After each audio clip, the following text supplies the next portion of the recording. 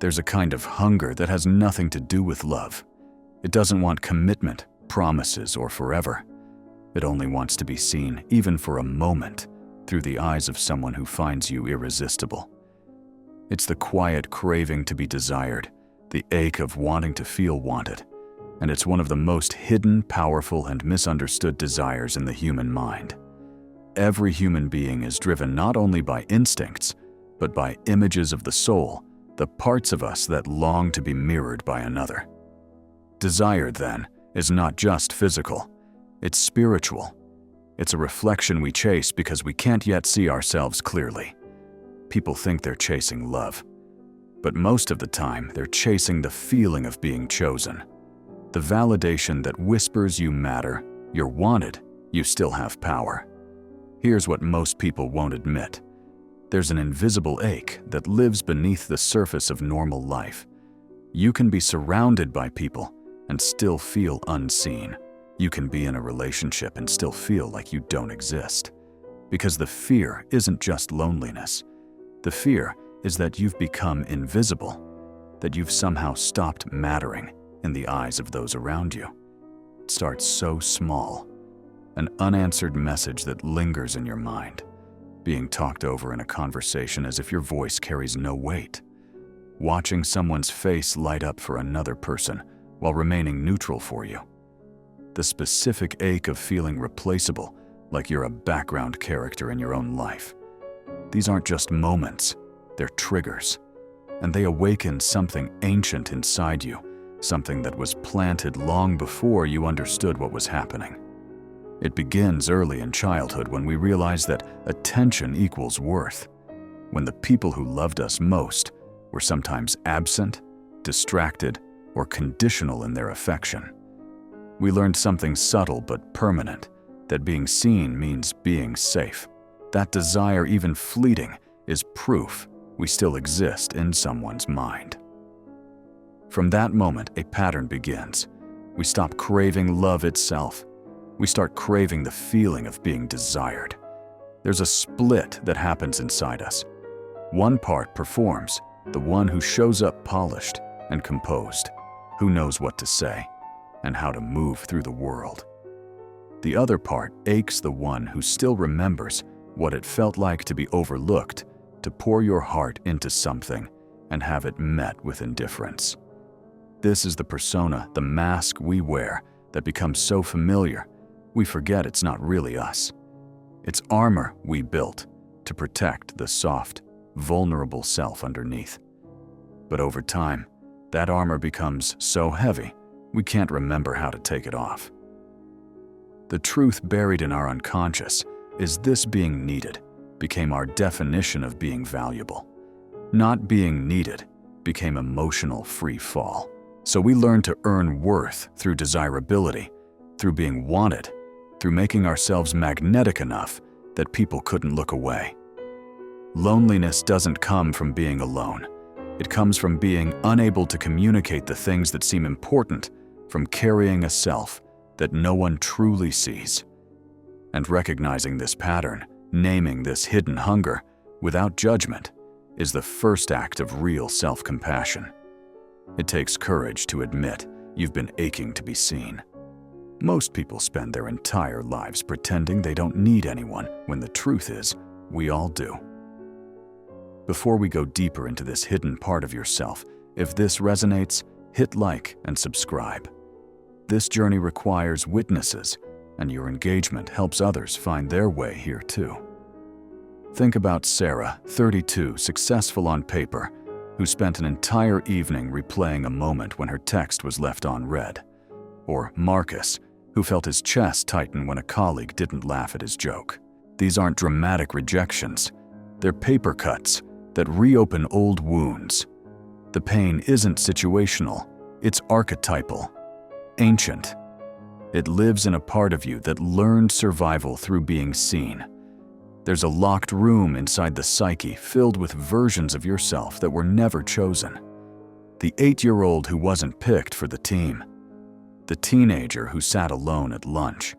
The young adult whose vulnerability was met with silence. These selves don't disappear. They wait in the shadow, hoping that one day someone will finally choose them. This is how the survival self is born, not the self you were meant to become, but the self you built to avoid abandonment. It learned to perform, to entertain, to be useful, to be desirable anything, to ensure you wouldn't be forgotten again. And society rewards this. We live in a world that measures worth in glances, followers, heart swipes. Social media became the new mirror, and we check it obsessively, searching for proof that we still matter. Every notification is a small hit of validation evidence that we exist in someone else's awareness, even briefly. Some of us became the strong one, the one who never shows need, who never asks for help, who never admits to loneliness. We wear our independence like a badge of honor, but underneath we're exhausted. We've been auditioning for worth our entire life, performing a version of ourselves we thought was more lovable than the truth. The persona was supposed to protect us. Instead, it became a prison. Armor so familiar, we forgot what our real skin feels like underneath. Here's what happens in the hidden mechanics of the psyche. When someone looks at you with desire, with interest, with fascination, something lights up inside. You think it's love or attraction, but it's actually validation. And like all quick fires, it burns bright, then fades fast.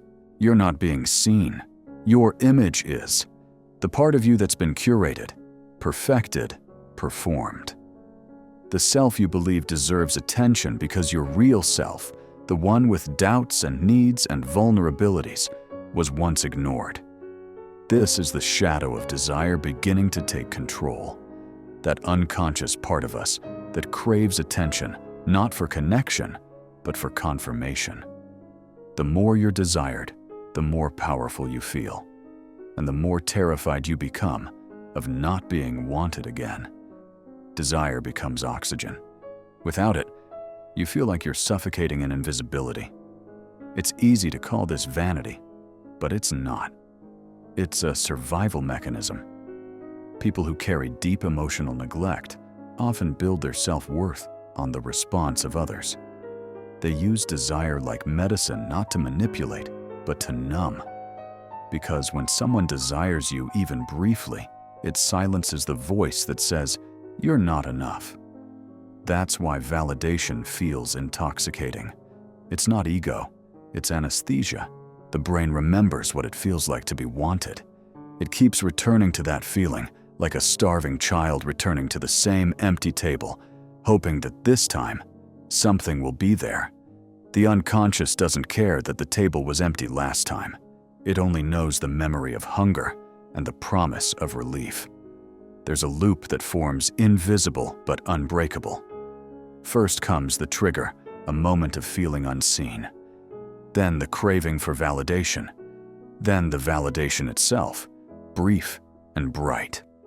Then the over-identification with that feeling, the belief that this is what you need to survive. Then the collapse when it fades. Then the shame of realizing you've been chasing attention. And then the cycle begins again. This loop doesn't just repeat, it deepens. Each time you complete the cycle, the neural pathways grow stronger. Your brain becomes wired for this pattern. It starts to anticipate the crash, even while you're experiencing the high. You know it won't last, but you can't stop reaching for it. Because in those brief moments of being desired, you feel real. You feel solid. You feel like you matter in a world that so often makes you feel like you don't. The tragedy is that you start organizing your entire life around this cycle. You make choices based on who might notice. You alter your appearance, your personality, your very presence to maximize the chance of being wanted. You become a curator of your own image, carefully crafting each detail to trigger that response in others.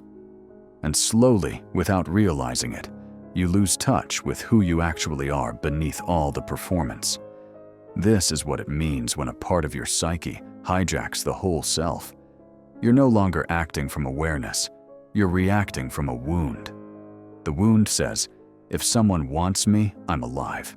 If they stop, I disappear.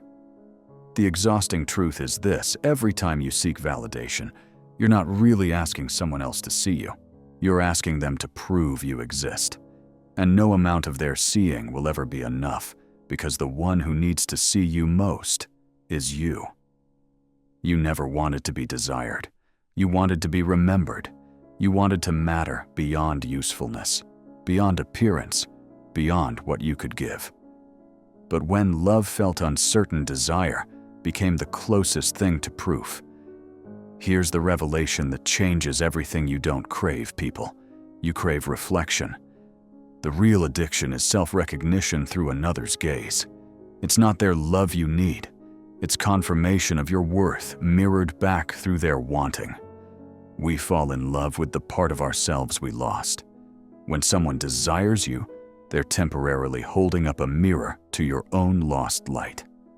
For a moment, you feel whole again, not because they completed you, but because they reflected something you forgot was there. Who looks outside dreams? Who looks inside awakes? But most of us spend our whole lives dreaming, projecting our unlived selves onto others, hoping they'll show us who we could have been. Every person who's ever made you feel alive didn't give you something new. They awakened something dormant.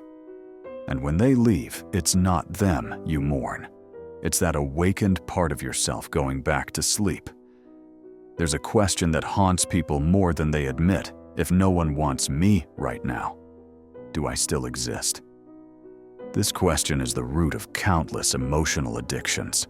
The affairs, the attention-seeking, the endless swiping, the performance of desirability. It's not about lust, it's about existential terror. People who live in this pattern confuse attention with affection. They mistake energy for emotion, closeness for care, intensity for intimacy. Because desire is immediate and love is slow. And slow feels dangerous when you've been rejected or abandoned before. Slow feels like risk. You don't trust it. You want proof, not patience, so you reach for intensity instead. Passion, fire, chaos, anything that feels alive enough to silence the fear. But this craving for external stimulation comes from the repressed parts of yourself, the shadow, the traits, and longings you learned to suppress. If you were raised to hide your sensuality, your confidence, your need for connection, those parts didn't vanish. They went underground, and now they surface through fantasy, through seduction, through emotional dependency. You think you're in control, but your shadow is running the show. The shadow holds everything you were told was unacceptable. The needy child, the sensual being, the one who wants to be adored, the one who craves attention. These aren't evil parts, they're human parts. But when you exile them, they don't die. They grow in the darkness, gaining power until they start making decisions for you without your conscious awareness. This is why people often find themselves in situations they can't explain. Why did I send that text? Why did I seek out that person? Why do I keep doing this thing I swore I'd stop doing? It's the shadow trying to get your attention the only way it knows how. Through repetition, through compulsion, through creating situations that force you to finally look at what you've been avoiding. There's nothing evil about this. The shadow isn't your enemy. It's your orphaned energy, the parts of you that were exiled because they didn't fit the image you needed to project. It just wants acknowledgement.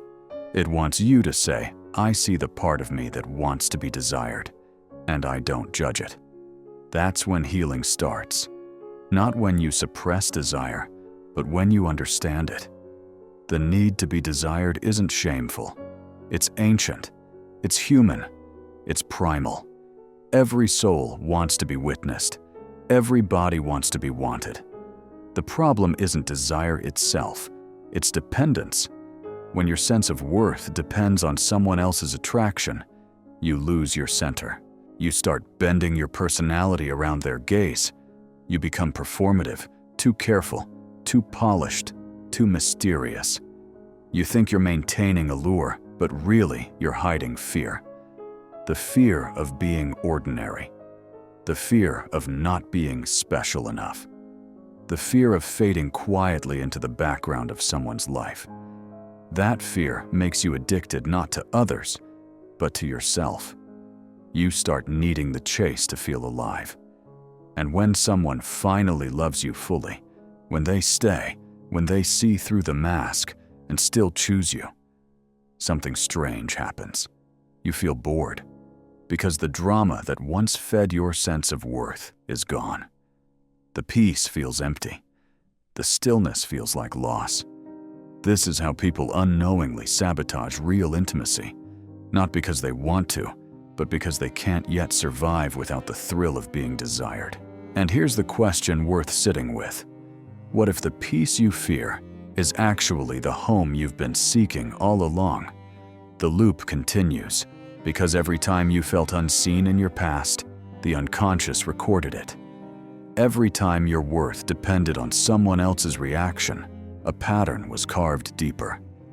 Those moments planted seeds, silent and invisible, but powerful. So now when someone looks at you with desire, it's not your present self that reacts. It's the child who finally feels noticed. It's the teenager who was never chosen. It's the adult who's tired of feeling invisible. You think you're enjoying desire, but what you're really doing is healing your absence through others. It feels intoxicating, almost divine. But like all illusions, it demands repetition to survive.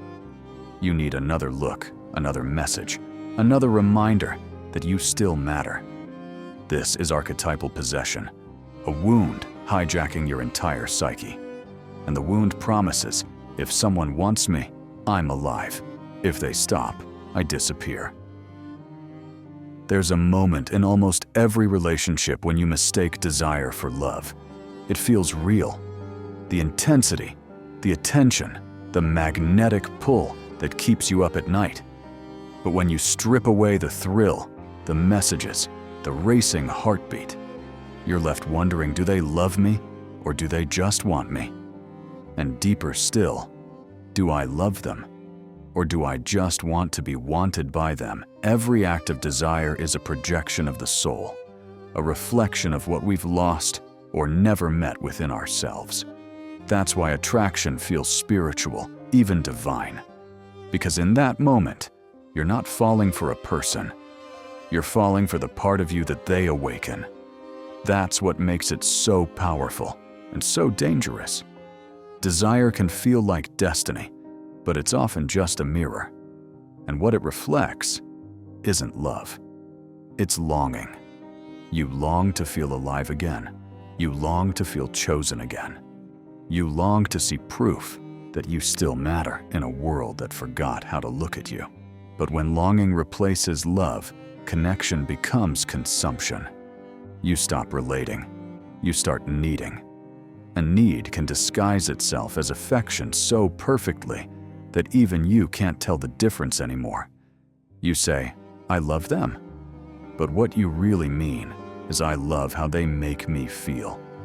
And when that feeling fades, the illusion breaks.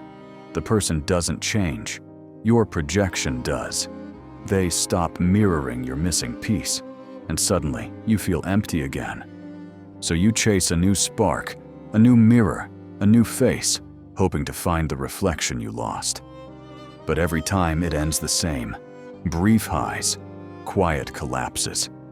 Because it was never love you were seeking. It was recognition. This is what happens when the unconscious image of your ideal counterpart gets cast onto someone outside you. You don't see them as they are. You see them as you need them to be. The more they match your fantasy, the more intoxicating they become. But no one can hold that image forever. Eventually, they show their humanity. Flaws silence distance ordinary moments, and you feel betrayed by the illusion you created. This is why desire burns so fast. It's not meant to last. It's meant to reveal. Every time you fall for someone's aura, you're actually falling into a part of yourself that's been asleep. And when that person leaves, it's not them you mourn. It's the version of you that came alive through them. That's the cruel beauty of projection. It feels like love, but teaches through loss. You begin to see the pattern, how you were always drawn to the unavailable, the mysterious, the emotionally distant. You thought it was chemistry, but it was really repetition. The unconscious, trying to rewrite its own story. You're not attracted to them. You're attracted to what your shadow hopes to fix. Think about it. The person who triggers the strongest desire in you is often the one who carries the traits you've repressed in yourself. If you've hidden your wildness, you'll be drawn to someone untamed. If you've suppressed your vulnerability, you'll crave someone emotionally open. If you've denied your power, you'll magnetize towards someone commanding. The attraction feels fated, but it's really your psyche trying to reclaim what it lost. This is why the most intense attractions often lead to the most painful lessons. Because they're not about the other person at all. They're about you meeting the disowned parts of yourself through another's eyes. And when that mirror breaks, when they fail to be the fantasy you projected, you're left facing the truth. You were never incomplete. You just forgot how to see your own wholeness. The meeting of two personalities is like the contact of two chemical substances. If there's any reaction, both are transformed. But that transformation isn't always comfortable. It exposes what's missing inside you and forces you to choose. Will you keep chasing mirrors, or will you finally face your own reflection? Because that's what desire ultimately is. A mirror, not a home. The desire to be desired feeds the ego. But the desire to be understood feeds the soul. And most people live their entire lives mistaking one for the other. You see it everywhere. In relationships built on attention rather than connection. In couples who photograph their affection but never talk about their wounds. In people who crave touch but flinch from honesty. It's the tragedy of modern love. Everyone wants to be wanted, but few are brave enough to be known. Because to be known means exposure. It means showing the raw parts, the insecurities, the fears, the ordinary days when you're not beautiful or composed. And when your worth has always been tied to being desired, being seen without being admired, feels unbearable. That's why so many people pull away the moment real intimacy begins. They say, "It's not you, it's me." But the truth is, it's the shadow. It doesn't want to die. The shadow loves desire because it keeps the illusion alive. As long as you are being desired, you don't have to face what's underneath.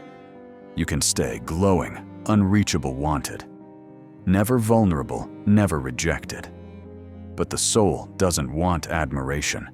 It wants wholeness, and wholeness requires truth. To love is to be seen without disguise. To be desired is to be seen through disguise. Desire is a mask that amplifies the best version of you. It's flattering, but shallow. Love, on the other hand, holds the parts that even you try to avoid. It doesn't feed your ego. It disarms it. It doesn't make you feel superior. It makes you feel safe. And that's why it's terrifying. Because safety feels unfamiliar when chaos has always been your proof of connection. For many, desire becomes addiction because peace feels empty. You tell yourself if it doesn't hurt, it's not real. But that's not passion. That's trauma reenacting itself. You've confused anxiety for intensity and calm for disinterest because you've never met love that didn't demand your performance. That's why so many people stay trapped in the loop of desire, chasing emotional fireworks, because silence feels unbearable. But silence is where love actually begins. When the noise fades and there's no thrill left, do you still care? Do you still stay? Do you still see the person when they're not a fantasy? That's love. And the reason most people never reach it is because they never stop performing long enough to feel it. The path to wholeness isn't about adding more. It's about reclaiming what was always yours. It's about calling back the exiled parts, the ones you hid to be loved, the ones you suppressed to be safe. Every trait you've denied, every need you've judged, every desire you've been ashamed of, they're all waiting in the shadow, not to destroy you, but to complete you. Integration means sitting with the part of you that craves attention and not shaming it. It means acknowledging the child who still wants to be chosen and offering that child the love they never received. It means recognizing that your need to be desired isn't a flaw. It's a messenger pointing you toward the part of yourself that's been starving for your own acknowledgement. This is the work. Not suppressing the hunger, but understanding where it comes from.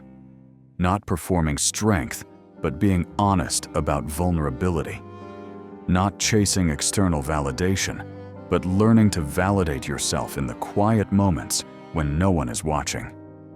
Becoming whole doesn't mean isolation. It means integration. To stop seeking external mirrors and start facing your inner one. To accept that no one else can complete you because you were never incomplete. Desire wants an audience. Love wants understanding. And only when you stop mistaking one for the other can you finally be free. When that happens, the loop ends. The craving softens. You stop needing to be desired because you realize something profound you already are. By life itself. You were chosen the day you were born. You've been wanted by existence all along.